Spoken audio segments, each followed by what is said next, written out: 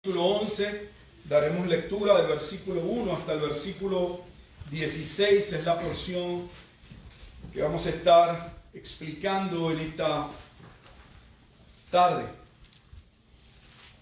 Recuerde que estamos leyendo la bendita palabra de Dios, así que necesitamos poner toda nuestra atención en lo que estamos leyendo, nuestro corazón, no solamente para atender el consejo de Dios, sino también la voluntad para ejecutar lo que Dios nos pide, nos manda que debemos hacer. Así que vamos a estar dando lectura, 1 Corintios 11, 1 hasta el versículo 16. Oramos y empezamos la exposición del mensaje. Y dice así la bendita palabra de Dios. Sed imitadores de mí, así como yo de Cristo. Os alabo, hermanos, porque en todo os acordáis de mí y retenéis las instrucciones tal como os las entregué. Pero quiero que sepáis que Cristo es la cabeza de todo varón, y el varón es la cabeza de la mujer, y Dios la cabeza de Cristo. Todo varón que ora o profetiza con la cabeza cubierta afrenta su cabeza, pero toda mujer que ora o profetiza con la cabeza descubierta afrenta su cabeza. Porque lo mismo es que si se hubiese rapado. Porque si la mujer no se cubre, que se corte también el cabello. Y si le es vergonzoso a la mujer cortarse el cabello o raparse, que se cubra. Porque el varón no debe cubrirse la cabeza, pues él es imagen y gloria de Dios. Pero la mujer es gloria del varón, porque el varón no procede de la mujer, sino la mujer del varón. Salud. Y tampoco el varón fue creado por causa de la mujer, sino la mujer por causa del varón. Por lo cual la mujer debe tener señal de autoridad sobre su cabeza, por causa de los ángeles.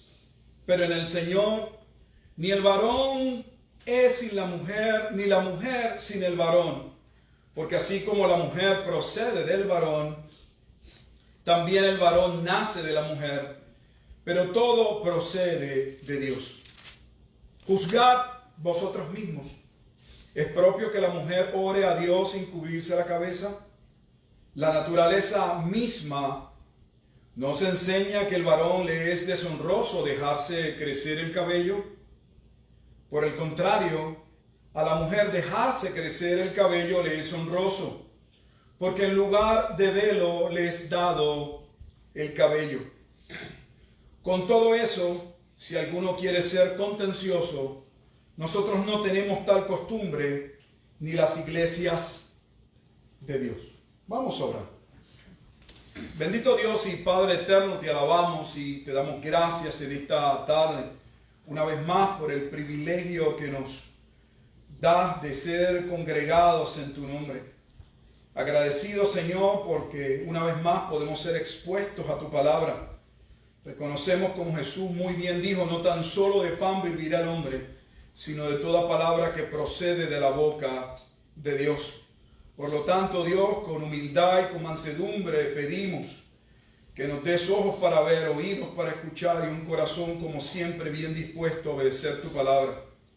Que no seamos como aquellos que en la carta a Santiago se habla que se consideran como en un espejo, pero olvidaban. Que podamos contemplar tu bendita palabra y en aquello que ella nos llame al arrepentimiento, en aquello que ella afirme nuestros pasos, en aquello que ella corrija, Padre Santo, podamos, oh Dios, tomar las medidas y hacer lo que corresponde, Señor. Sabemos, Dios, que no se trata solo de nuestro esfuerzo y nuestras fuerzas. Por lo tanto, pedimos no solamente la asistencia tuya en darnos el entendimiento por medio de tu Espíritu Santo, llevándonos a toda verdad y a toda justicia, sino aún por medio de tu Espíritu capacitándonos para ser obedientes a tu palabra.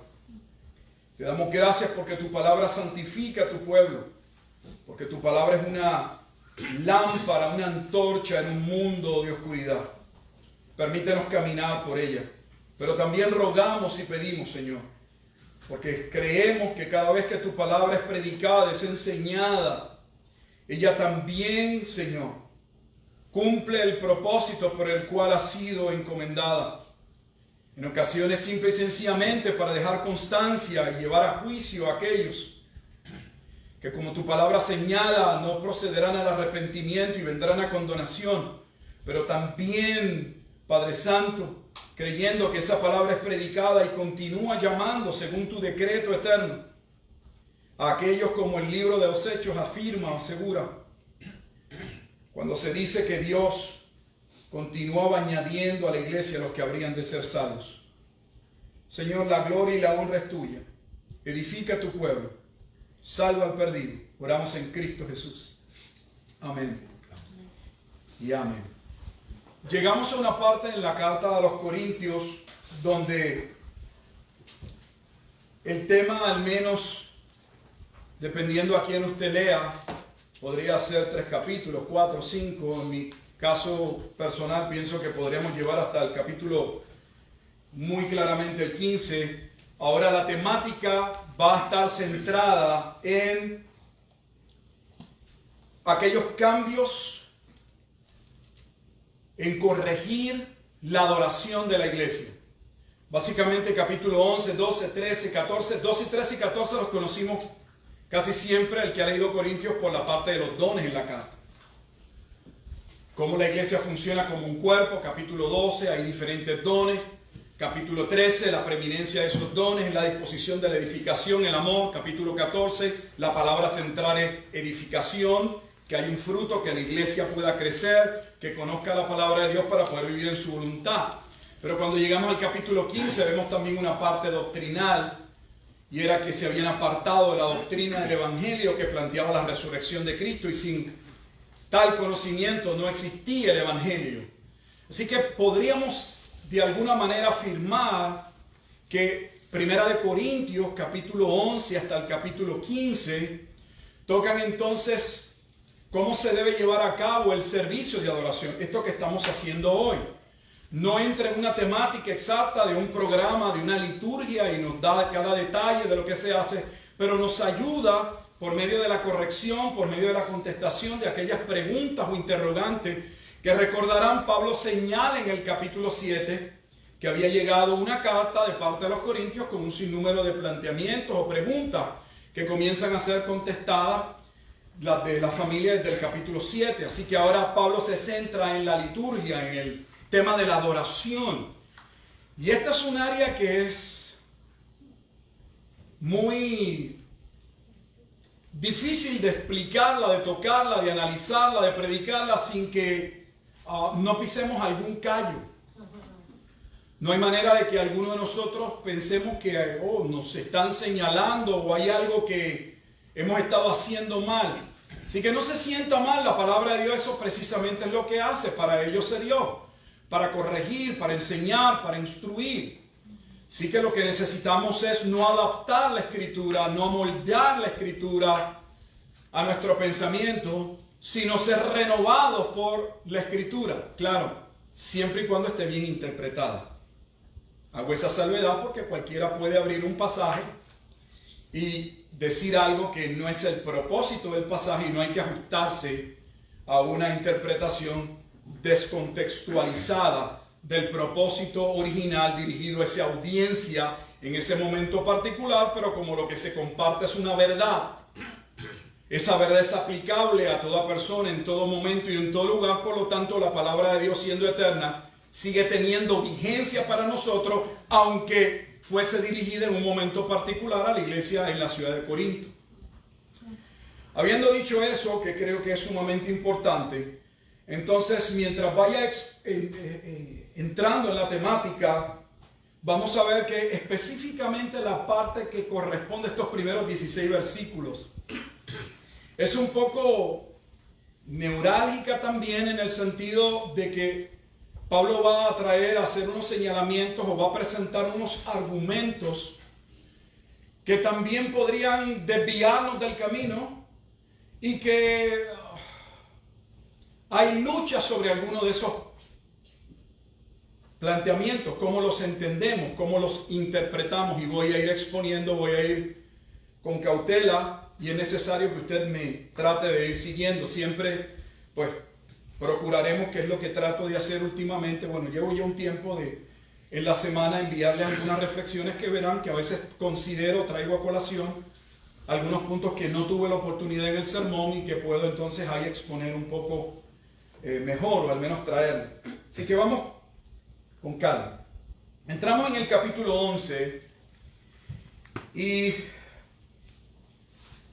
aunque en el 11 se va a empezar, ya he dicho, del 11 hasta el 15, la temática en términos de cómo se debe dirigir el culto, cómo es ese principio regulatorio que algunos llaman de la adoración, donde Dios es a Dios al que adoramos, pero es Dios mismo quien ha establecido la forma y manera de ser adorado. Esa sola afirmación no es entendida por la mayoría. Todos estamos de acuerdo, no importa posiblemente la denominación, que somos llamados a adorar a Dios. Podríamos tener dificultad si mandásemos a algunos a definir a Dios. Pero llamamos o tendemos a llamarle adoración a cualquier acto que surja de la bondad de nuestro corazón, que se desprenda de nuestra mejor intención. Y creemos que con eso traemos adoración a Dios. Cuando estamos hablando del tema de la adoración a Dios, del orden del culto, de lo que se debe y lo que no se debe, es importante entender un mini contexto del Antiguo Testamento, y me refiero a un libro que no es usualmente estudiado, que nosotros, abuelo de pájaro, pero pasamos por el libro de Levítico. Y la razón es que usted va a encontrar que en muchos aspectos Dios da una normativa, hay un planteamiento general, pero en Levítico Dios es sumamente detallista, cauteloso, todo lo detalla. Se va a sacrificar un animal y Él va a especificar qué animales se pueden sacrificar, qué animales no se pueden sacrificar, dónde se van a sacrificar, qué de ese animal se debe quemar, qué parte no, qué parte de ese animal podía ser utilizado para la manutención o el sustento de los sacerdotes. Todo está detallado para que el hombre no tuviese que entrar a inventar cómo adorar a Dios. Pero como nosotros tenemos la tendencia a alejarnos de la Escritura y acomodarnos a la cultura, en muchos aspectos podríamos vernos que hemos errado. Y lo importante de ver esos aspectos es arrepentirnos y corregir lo que está mal. Pienso que hay una transición del 10 hacia el 11. ¿En qué sentido en este momento? De hecho, algunos piensan que, aunque el capítulo 11, como ya lo he dicho en 3 ocasiones, es parte de esa liturgia, de qué se debe hacer en el culto, algunos piensan que del 1 al 16 todavía sigue siendo parte de cómo debemos nosotros como creyentes actuar en un momento determinado. Recordarán que Pablo había dicho que cuando no sabemos cuál es la voluntad de Dios en un momento dado, el primer lugar donde acudir, el primer lugar donde debemos considerar, y de hecho el lugar más importante, donde está la verdad, donde se establece la norma para el creyente, la moral, la ética, es la Escritura. Pero vimos que Pablo dice, no solamente debemos mirar la Escritura, sino debemos ver que esa Escritura y esa acción corresponda al propósito de la ley. Y el propósito de la ley es doble. Debe exaltar a Dios, honrar a Dios, glorificar a Dios, pero también debe amar al prójimo. Y vimos cómo podían haber momentos donde, aplicando solo a la Escritura, podríamos participar en un momento dado de algo, y cómo ante una situación donde hay un cambio, hay otras personas que entran en ese momento, podría ser no conveniente, no lícito llevar a cabo lo que en otro momento, en nuestro culto privado, podríamos hacerlo. ¿Recordarán? Y aquí hay algo que es cierto en relación a cómo continúa el capítulo 11, porque claramente cuando uno lee puede observar que en esta iglesia había el uso, que principalmente de lo que se va a venir hablando, que se van a tocar otros temas, de si las damas debían cubrirse, colocarse un velo cuando se llevaba a cabo el culto de adoración. Claro que en muchos sistemas, y especialmente en el Oriente, no era algo que se hacía al entrar al lugar de reunión. Era un hábito, era parte de lo que correspondía a una mujer que no quería, bajo ninguna circunstancia, encontrarse en una situación difícil de manera pública, porque el velo, aunque muchos en Occidente no entendamos y solo escuchemos lo que se nos vende, parte del propósito que cubría el tener el velo tenía que ver con una disposición en ocasiones maritales, porque marcaba que esa mujer le pertenecía a otro hombre. También tenía la forma de proteger a la mujer, en el sentido de que una mujer que estaba con el velo, por razón de ello, ningún hombre, era algo socialmente aceptado, debía tener ningún tipo de acercamiento. Básicamente el velo era como un manto de protección, es como de invisibilidad. Está pasando alguien por ahí, pero eso no es contigo, sigue mirando hacia el frente. Hoy nos quitamos el velo y buscamos que nos miren.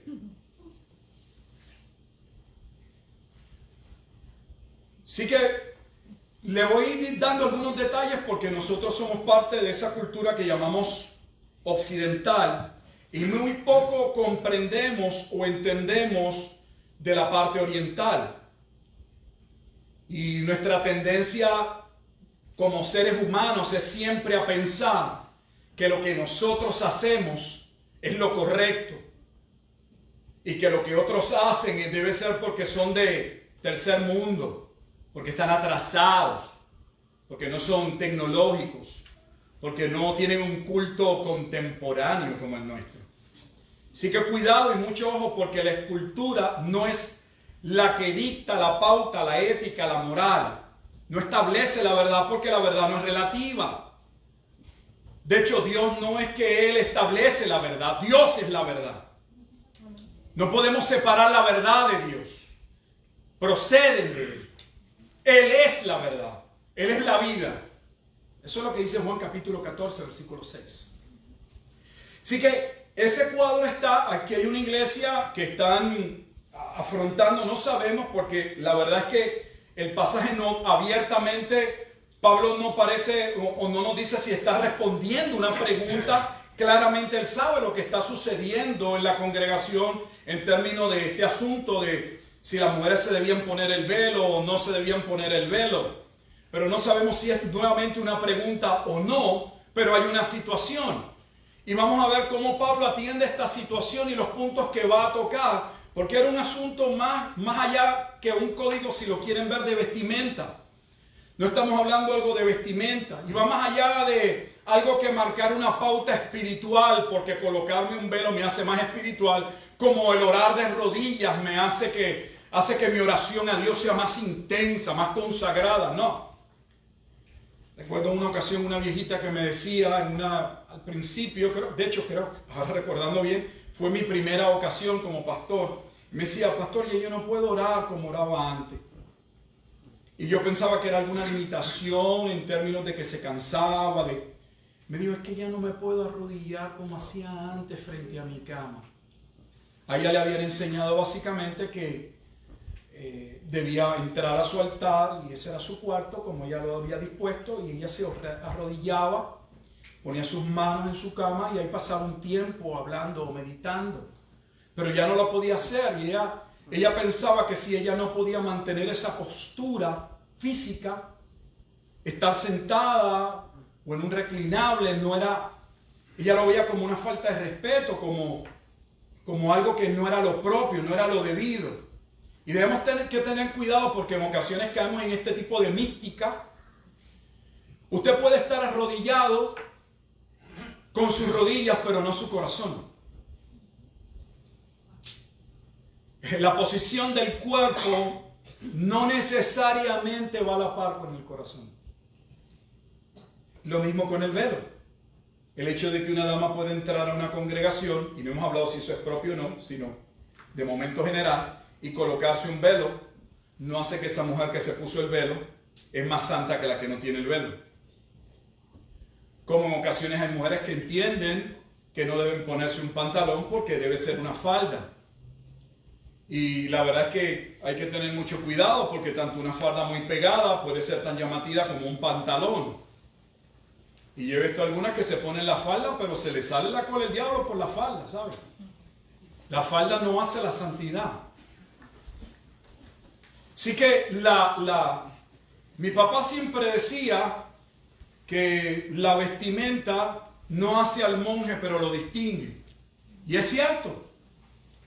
Pero debemos tener cuidado de no llevar los puntos más allá y caer en cosas que no son correctas. Así que hay una situación en la iglesia de los Corintios, y esta situación está ligada básicamente a los comentaristas, en esto están bastante de acuerdo, en que en esta ciudad cosmopolita de Corinto, donde había había un pluralismo religioso, específicamente las tendencias de algunos grupos religiosos, como en aquel momento eran los romanos, tenían la tendencia, especialmente los varones, en algunos momentos de adoración, a colocarse, a ponerse, como lo hemos visto también de los judíos, a ponerse un tipo de manto o a cubrirse mientras se llevaba a cabo X o Y ceremonia. Y la verdad que hay cosas que son regionales, pero es un poco difícil porque hay cosas que son regionales y podrían para nosotros no tener ninguna validez, pero dentro de otra cultura, por razón del pensamiento que prevalece, ponerse el velo es propio. Ahora verán, podrán ligar por qué les dije que algunos consideran, y con razón, que el capítulo 11 todavía guarda relación con lo que Pablo viene diciendo de que él ha dado testimonio en su propio carácter ministerial, de cómo en ocasiones él, teniendo algo que es propio, que es lícito, que él pudiera demandar, no lo hace. ¿Por qué?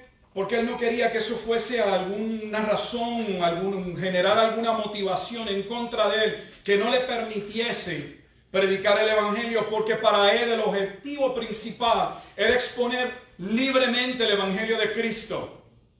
Y él iba desde el punto de vista humano a quitar los impedimentos que pudiesen haber y que él mismo, sin saberlo o entenderlo, pudiese estar colocando para que ese evangelio llegase, como él dice, para salvar a los más que pueda, o sea, para llegar a los más que pueda. Y lo vemos aquí. Es muy probable que cuando leemos esto decimos, wow, estamos leyendo a Pablo. Pablo parece que está muy bien diciendo aquí que la mujer debe ponerse el velo. Y tal vez pueda haber una dama aquí, o del domingo en adelante tenemos que traer el velo. Porque acabamos de leer que la mujer, si no se va a cubrir, que se rape. Eso es, que se dé un recortito de eso sin pelo, que se corte su pelo. Esa es la solución, de eso es lo que Pablo está hablando. Bueno, tenga ese cuadro general y ahí vamos ahora a ver cómo vamos paso a paso. Habiendo esa situación, Pablo inicia, Pablo tiene, yo sé que decimos Pablo, pero es Dios a través de él. Tiene una manera de introducir algunos temas que son difíciles y comienza como con una alabanza, que la alabanza luego se torna en una reprimenda. Mire cómo dice en el versículo: os alabo. Y no es hipocresía. Os alabo, hermanos, porque en todos acordáis de mí y retenéis las instrucciones tal como os las entregué. Pero quiero que sepáis, deben estar conscientes, deben tener presente que Cristo es la cabeza de todo varón y el varón es la cabeza de la mujer y Dios la cabeza de Cristo. Aquí empiezan los problemas.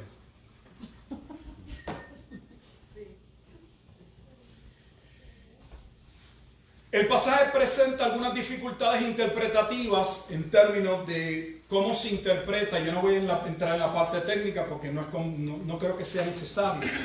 Pero básicamente el hecho, el problema, el asunto tiene que ver con cómo se interpreta la palabra cabeza.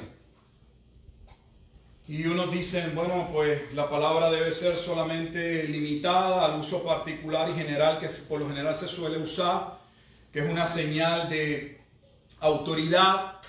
Y otros dicen, no, la palabra cabeza tiene que ver con que uno es parte o que tú te desprendes, tú procedes de otro.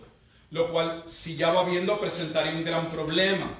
Porque entonces estaríamos diciendo que Jesús, Cristo, procede de Dios y podría muy bien interpretarse como entonces que lo han visto otros sistemas religiosos como mormones, testigos de Jehová, un ángel, alguien creado con mucha dignidad, pero no Dios. Y entonces por eso le estoy diciendo que los pasajes que vamos a ver viendo presentan ciertas dificultades y debemos tener cuidado cómo los interpretamos, porque debemos verlo a la luz. El argumento debe verse a la luz del propósito por el cual es traído y no querer irnos por otro lado y querer añadirle, extenderle y desubicarnos del propósito. El propósito principal es, en el argumento que Pablo va a presentar, es que el velo, al menos en esa ciudad de Corinto, era una señal social de subordinación. Que esa subordinación, escuche bien porque no es lo mismo, voy a aclarar, a contextualizarse. Esa subordinación aceptada iba a la par con la Escritura. No estaban añadiéndole algo a la Escritura. Habría una práctica en ese contexto, en ese momento, que de hecho enmarcaba, resaltaba una virtud que debe tener toda mujer. Y es que bíblicamente fue colocada para ser ayuda idónea y que ella fue puesta ahí para someterse y sujetarse a su esposo. Ya ahí tenemos otro problema. Que me someta a mi esposo. Cuando la Biblia habla, y nadie puede negar, porque podría llevarlos a montones de pasajes que lo afirman una y otra vez, las mujeres estén sujetas a sus propios maridos. La palabra sujeción, necesitamos primero eliminar de nuestra mente las ideas preconcebidas que otros han colocado y que nosotros hemos tomado como una verdad. Porque me parece que el problema consiste en que para muchos la idea de sujeción es una idea de inferioridad, es una idea de que hay alguien que está por encima y que yo soy alguien inferior y que yo sirvo solo al propósito de ese ser superior. Si eso fuera así, tendríamos un problema nuevamente con el pasaje que acabamos de leer, porque allí dice que Dios es la cabeza de Cristo.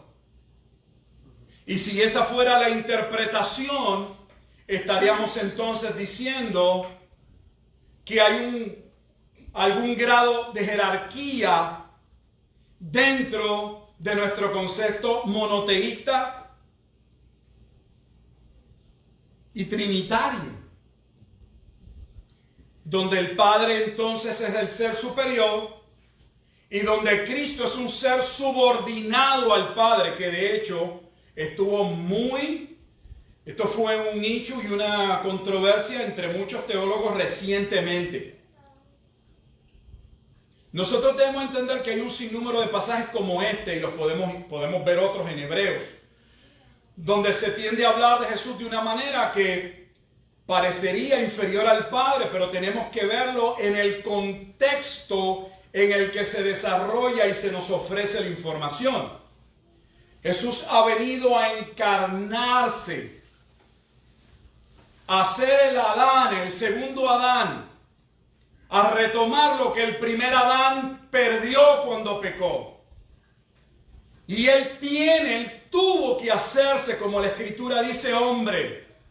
Y como ese hombre desde inicio fue llamado a sujetarse a Dios, Él se tenía que sujetar a Dios.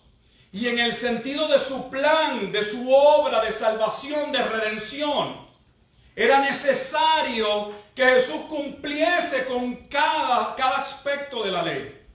No porque fuese inferior a Dios, sino porque ello era requerido para que Él pudiese servir como el cordero inmolado sin contaminación y sin mancha, previamente destinado desde antes de la fundación del mundo.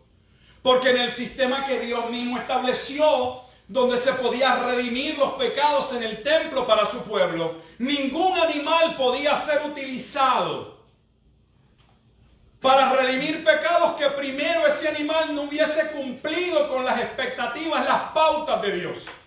No era sacrificar un animal por sacrificarlo.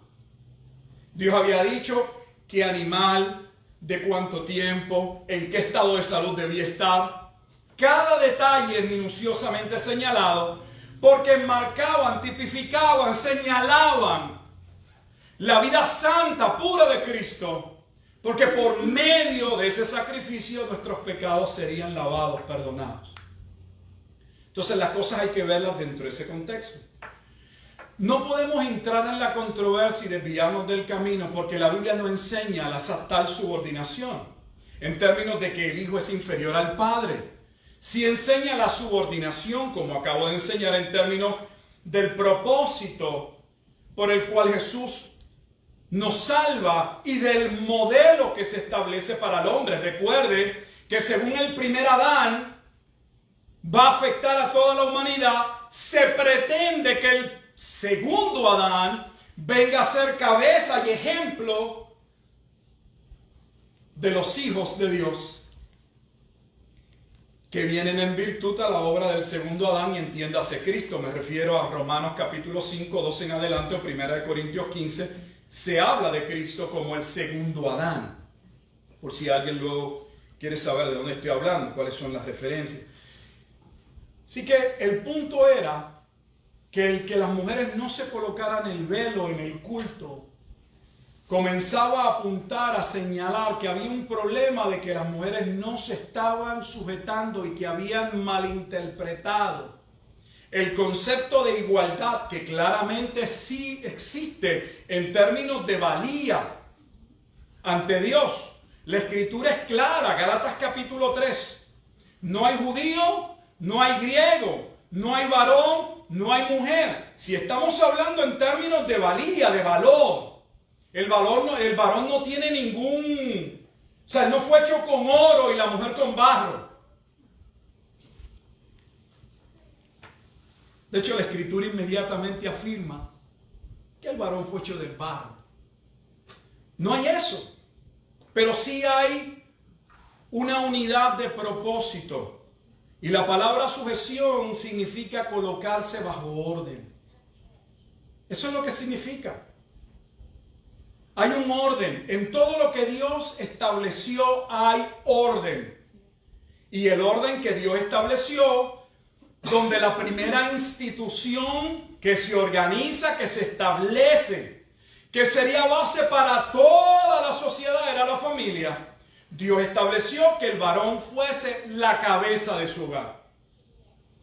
Y eso se ve y se desprende de todo el Antiguo Testamento, pues lo primero que Dios hizo fue señalar que todo varón nacido de mujer era de él. Cuando establece el sacerdocio, llama a los varones a ser parte y luego dice, no, pues voy a buscar la tribu de Leví, ellos son los que me van a servir. Dios lo estableció de esa manera. Había un liderato. Entonces la palabra cabeza implica el estar bajo sujeción, reconocer una autoridad. Y ahí comienzan los problemas. Porque por un lado tenemos que ser bien honestos. Por un lado, la Escritura claramente señala inmediata, ipso facto, al momento de la caída, que el varón habría de abusar de su autoridad. Vamos a ver, vaya conmigo al capítulo 3 de Génesis.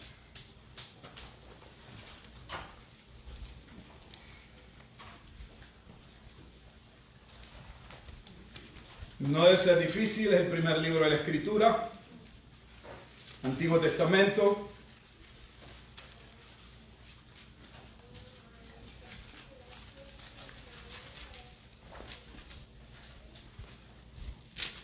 Vamos al capítulo 3. Y voy a ir a parte de la lectura donde se resalta la parte de las consecuencias de ese pecado original, de la caída del hombre. Versículo 15.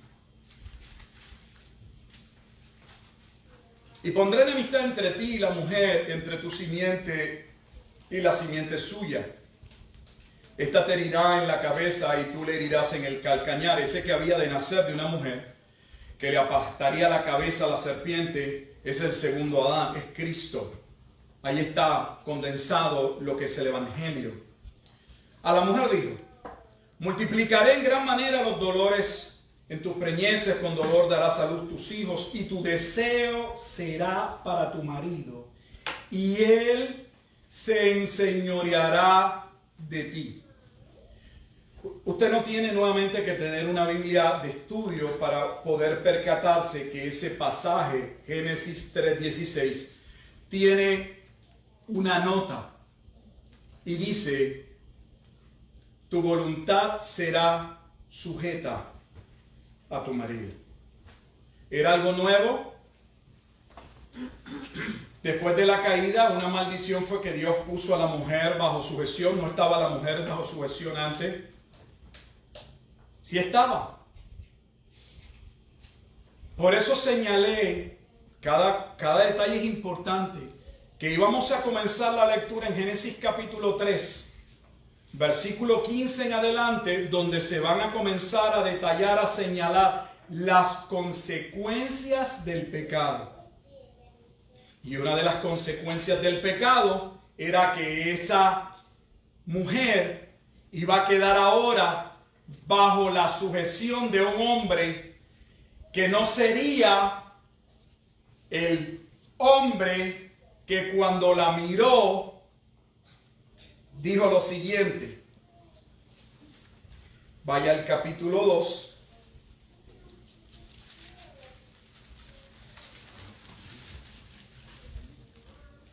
Génesis 2, versículo 21.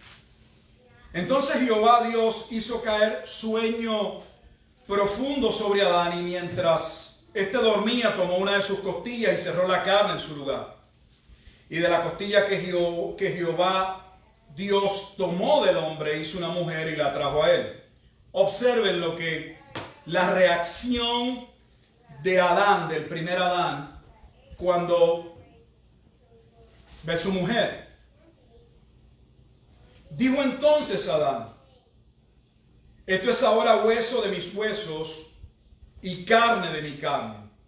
Esta será llamada varona, porque del varón fue tomado.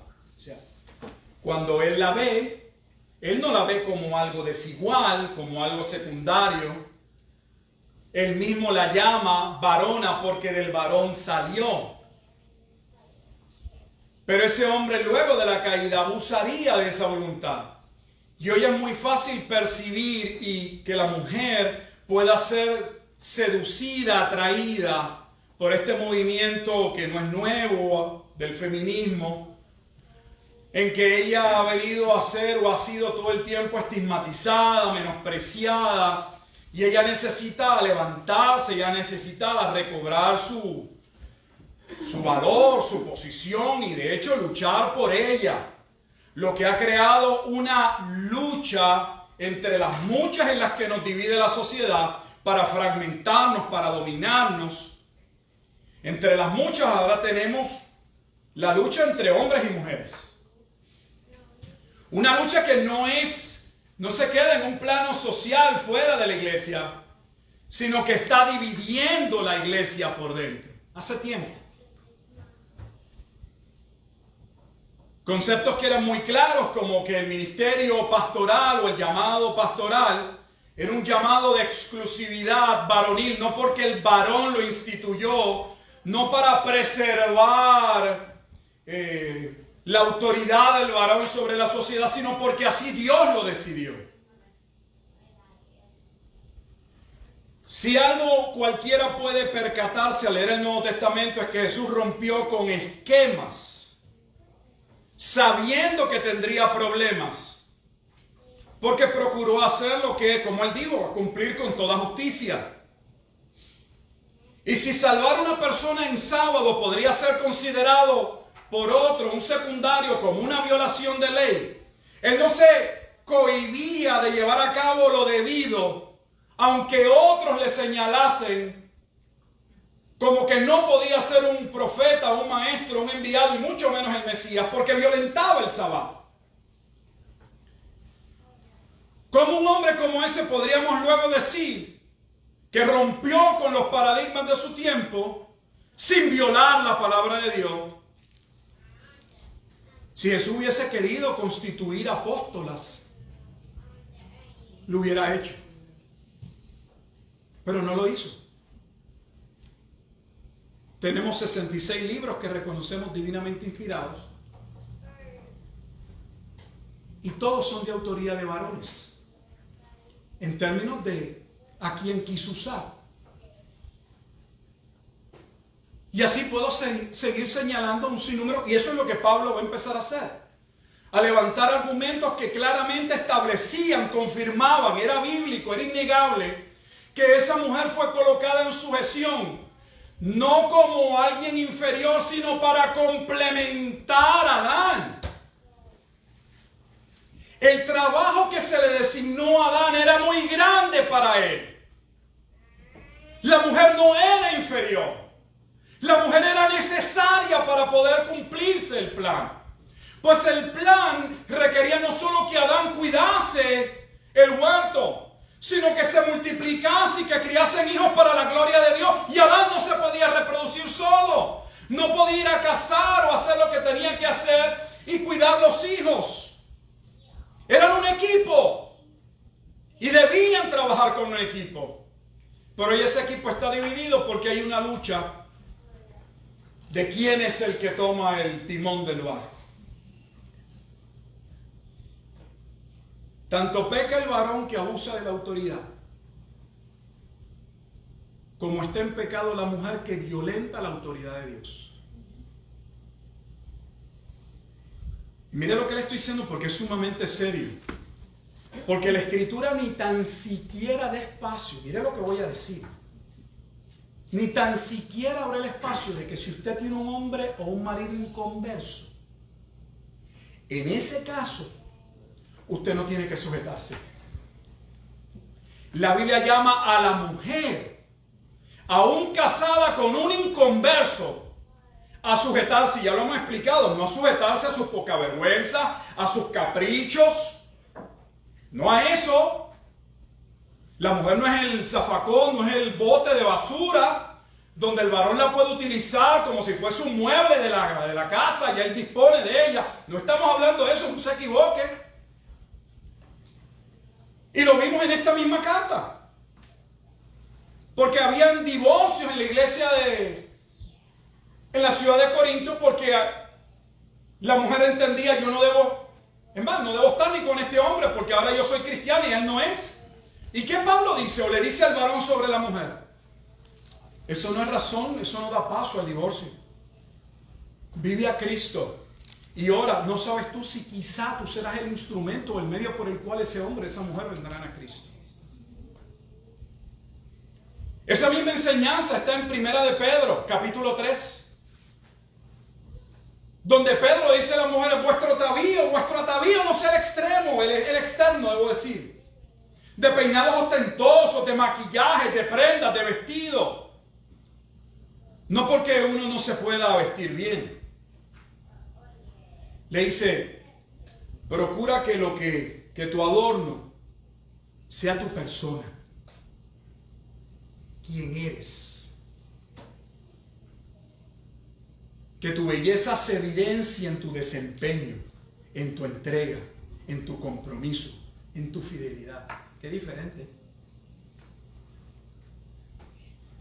El make-up no resuelve mucho a la hora de la verdad. Si no, pregúnteselo a Mrs. Wonder Woman a ver cuánto le ha durado su matrimonio con Mr. Batman. Si usted cree que estar fit y que eso es lo único que usted necesita y que en la medida en que usted le llame la atención a su esposa o a su esposo, eso es lo que usted requiere, usted no sabe en el planeta que usted vive. Tiene tal vez más mente de marciano que de cristiano. Tenemos que poner los pies sobre la tierra y sobre todo sobre la Escritura. Pablo está atendiendo un problema en una iglesia local. Y en realidad cuando usted lee completo, él dice, mira, la mujer al fin y al cabo tiene su cabello. Y su cabello le sirve de velo. Pero si el no ponerse el velo en una cultura, por eso decía que estaba atado a lo que Pablo venía diciendo, es motivo de que uno quede en descrédito, porque en algunas de esas ciudades, tal vez nosotros no tengamos el contexto, y voy a poner un poco más religioso, cuando los hombres iban a participar a los templos paganos, no iban por el sacerdote, iban por las sacerdotisas.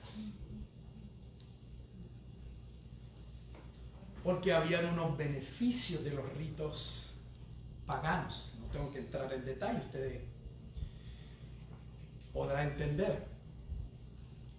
Entonces en esa falsa religión y en esas adoraciones paganas, la mujer jugaba un papel total y diametralmente opuesto al establecido por Dios en el culto del Antiguo Testamento.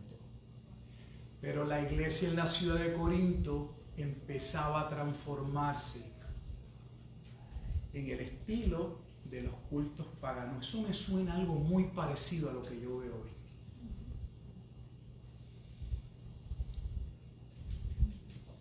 Por lo tanto, en el contexto de ellos, si ponerse un velo podría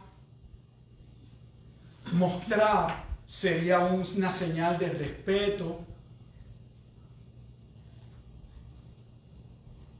Ponerse el velo era lo propio, o podría ser lo propio.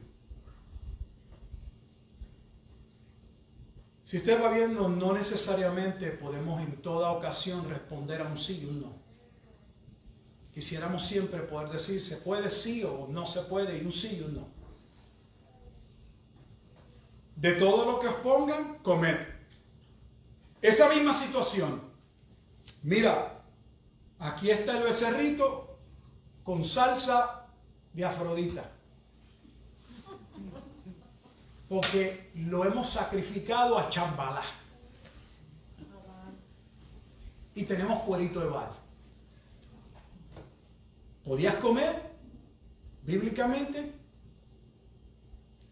tenías que decirle a la persona que agradecía su invitación y su gentileza para ser cordial, pero no podías participar en ello, porque debía haber una clara distinción de a quién tú te debes y quién tú eres. Así que no siempre es tan sencillo como pensamos. Cómo saber qué es la voluntad de Dios en un momento determinado específico.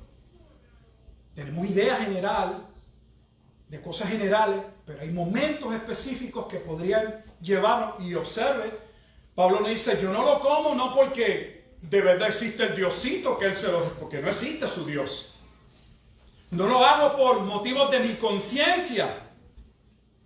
Me como el cuerito y digo, qué rico sabe este cuero Baal. Porque Baal no existe. Es un nombre, es una imagen, es un concepto creado.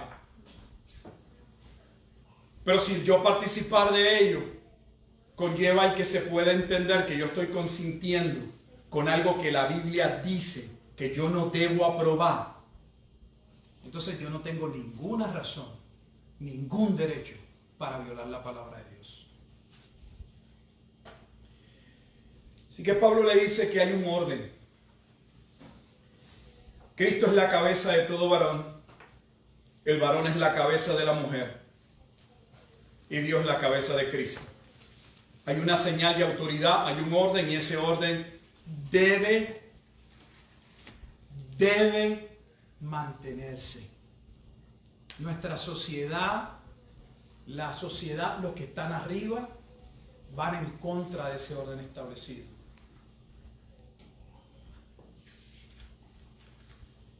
Y esto involucra tantísimo. Yo creo que no voy a pasar del versículo 3. Tantísimo, porque si usted mira las ramificaciones de esto, donde entonces eso involucra que en nuestro proceso de crianza, ¿cómo estamos criando a nuestras hijas? Como machos, con el concepto mundano, de que ella agarre la autoridad, de que ella salga a trabajar, de que, ¿qué estamos haciendo como iglesia? Es más serio de lo que muchos se imaginan. Mucho más serio. Esa sujeción comienza en el hogar y debe ser ejemplificada principalmente por la madre a sus hijos. Pero si la propia madre no lo entiende, puede luego buscar enseñárselo a los hijos, aunque luego le esté diciendo algo correcto.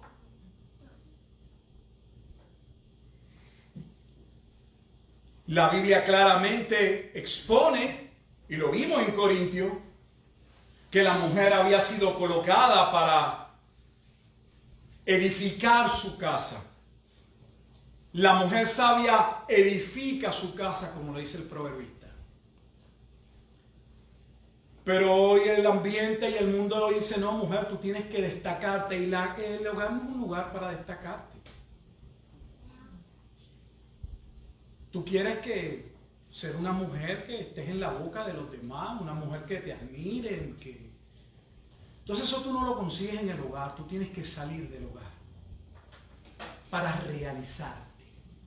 Hay mucha palabrería, verborrea, tontería, estupideces se habla. ¿Cree usted que eso no va a traer problemas en nuestros hogares? ¿Cree usted que eso no es parte de las razones de los problemas en nuestros hogares? Es doble. Voy a finalizar porque todavía hay mucho más y quiero darme el tiempo. Cuando usted lee este pasaje que algunos han dicho que 1 Corintios capítulo 11, versículos 1 al 16 es bastante similar, no en la estructura, pero en el mensaje, a las afirmaciones que luego Pablo hace con relación a la familia en el capítulo 5 de la carta a los Efesios. Cuando usted mira el resumen, que no termina ahí la parte familiar, pero el último versículo de Efesios capítulo 5, si mal no recuerdo, tiene 33 versículos. Efesios 5, 33. Allí está resumido que el problema principal en las relaciones maritales que estaban afectando a la iglesia, porque Pablo no está hablando de algo, por eso Pablo está aprovechando, no era algo que solo sucedía en la iglesia. Lo que está sucediendo en la iglesia viene del hogar, venía de malas interpretaciones, y lo que no se recorrige en la casa se va a evidenciar en la iglesia. ¿Cuál es el resumen de Efesios 5, versículo 33? Dios le dice al hombre, aprende a amar a tu esposa. Ama a tu esposa. Y ya sabe con qué amor Dios le pide que ame a la esposa. No con un amor de esos platónicos, de poemita de tinta y de pluma, de rima. El amor que vamos a ver ahorita en 1 Corintios 13. El amor que todo lo cree, que todo lo puede, que todo lo espera, que se sacrifica, que se entrega, que se da, que no busca lo suyo propio, sino el bien del otro. Y por otro lado le dice a la mujer, respeta a tu marido. Eso se dijo en el primer siglo y sigue siendo el problema hoy. Ese es el resumen de los problemas maritales. Como hombres no hemos aprendido a amar y a respetar a las esposas que Dios nos dio. y las mujeres continúan en rebeldía y en la no sujeción hacia su esposo. ¿Sabe qué dice Pedro? En Primera de Pedro capítulo 3. Que las mujeres deberían mirar a Sara, la esposa de Abraham, que le llamaba a su marido Señor con respeto. Hoy no. Hoy tiene mujeres que se refieren a su esposo como basura. Déjeme decirle que si su marido necesita retomar la posición que Dios le dio en Cristo y el lugar que está llevando, usted también debería apoyarlo y no menospreciarlo. ¿Sabe que muchos varones tal vez no van a tener los pantalones en su sitio para decirle que se siente muchas veces mejor con otra mujer que con la suya? No por una cuestión de gratificación de la carne, sino porque se sienten que la otra mujer los consiente, los trata de una manera diferente y ellos se sienten los reyes.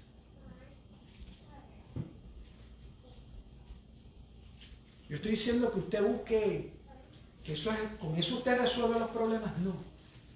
Pastor, se ha ido más por la cuestión íntima, marital. Es que está ligada a lo que está pasando en la iglesia. Pablo aprovecha el hecho del velo en la iglesia para decir es un problema de falta de sujeción, de falta de conciencia. Porque de la misma manera en que Pablo procuraba hacerse a todos, al judío como al judío, al sin ley, con razón, con el propósito, con la entrega, con la motivación de ganarlo para Cristo, ¿cómo nosotros no vamos a hacer lo que sea propio? Si hay que ponerse el velo, nos ponemos el velo. Yo no. Ahí están nuestros problemas.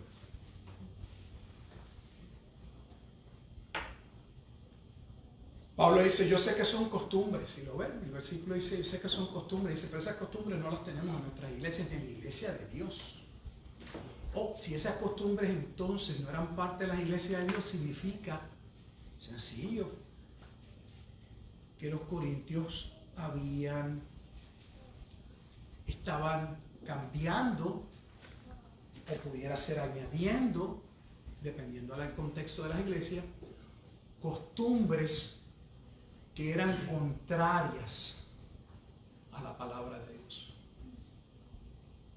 Fíjese que la sujeción por dos lados cumplía la palabra de Dios. En una glorificaba a Dios porque respeta el orden del propósito en la creación, el orden de autoridad que Dios colocó. Y por otro, la sujeción que también en un sentido es mutua. Como dice Efesios 5:23, mostraba el amor y el compromiso al otro. Mire, cuando usted ama a alguien y de verdad a usted le interesa a esa otra persona, ponerse el velo, no ponerse el velo, si usted le va a hacer un bien, no es pesado, no se convierte en una carga, no se usa como una excusa para hacerlo debido. Necesitamos aprender a ser bíblicos. Por eso le digo que tenemos que todavía entrar aquí unos tiempos, porque toqué un poco la parte del matrimonio, pero tenemos que volver a retomar la parte del orden y del culto, porque parte de los problemas que comienzan en el hogar o que se generan por los pensamientos y tendencias de la sociedad, llámele modas, porque las modas no se dan solo con vestimenta, hermanos. Las modas no es solo cambiarme de un sombrero, un pañuelo, de unas botas a unos zapatos. Se dan modas en términos de pensamientos, y pensamientos que florecen o se van en un momento determinado del otro. Y necesitamos ser personas de la Escritura. Porque por un lado somos llamados, y finalizo, a glorificar a Dios. Y por otro lado, a amar, a respetar a nuestro cónyuge, como algunos dicen, a nuestro prójimo. Pero pero ese prójimo lo tienes en la casa. Que Dios nos ayude a vivir dentro del orden de Dios, a amar con un amor que excede nuestra capacidad, si somos honestos. Pero Dios no nos ha llamado a amar con un amor que excede nuestra capacidad para que lo hagamos en nuestra fuerza. Lo hace conscientemente para que entendamos que debemos recurrir a Él, depender de Él, para que nosotros podamos amar a esa otra persona como Él, por medio del amor que Él mismo, o con el mismo amor con que Él nos amó. Y mujer, tienes que aprender a respetar. No es con la boca que se resuelven los hechos. Dios le dijo a través de Pedro a las mujeres, miren el modelo de Sara. Le llamaba Señor, porque pensaba que Abraham era superior a ella. No, porque ella no tenía su confianza en Abraham, sino en Dios. O sea, que ella obedecía el orden, entendiendo que en la manera en que ella se sujeta a la Escritura, en esa misma manera Dios la favorece, Dios la protege, Dios la bendice. Su compromiso principal no era con Abraham, su compromiso era con Dios. Vamos a dejarlo hasta aquí por hoy, vamos a orar. Padre, te damos gracias una vez más por cada oportunidad, por cada tiempo en que tú nos permites poder congregarnos, poder estar juntos, Señor, poder compartir tu palabra, poder cantar de tu naturaleza, de tus propósitos, poder recordar tus proezas, Padre Santo, y sobre todo el amor más profundo, el concepto de amor más elevado, el de aquel que da su vida por pecadores. Te damos gracias porque por esa misericordia y por ese bendito plan tú nos has hecho parte de aquellos que serían perdonados, que serían llamados, serían rescatados de su vana manera de vivir. Permítenos, Señor, poder vivir a la altura de aquello, Señor, a lo cual tú nos has llamado en Cristo. Perdona nuestros pecados, Señor. Ayuda a alinear nuestros pensamientos a tus pensamientos. Santifícanos, Padre Santo, en tu verdad, en tu palabra. Ayúdanos a que nuestra mente se renueve, como dice Efesios capítulo 4, versículo 23. Acuérdanos, haznos conscientes de Romanos 12:2. No os conforméis a este siglo, sino transformaos por medio de la renovación de vuestro entendimiento, para que comprobéis cuál sea la buena voluntad de Dios, que claramente es agradable y perfecta. Nos preparamos, Señor, para participar de la cena del Señor. El Evangelio nuevamente mostrado, ejemplificado por medio de los dos elementos del pan y de la copa. Permítenos sentarnos con dignidad a la mesa. Oramos en Cristo Jesús, Señor, dándote la gloria y la honra en todo. Edifica tu pueblo y salva al perdido. Amén.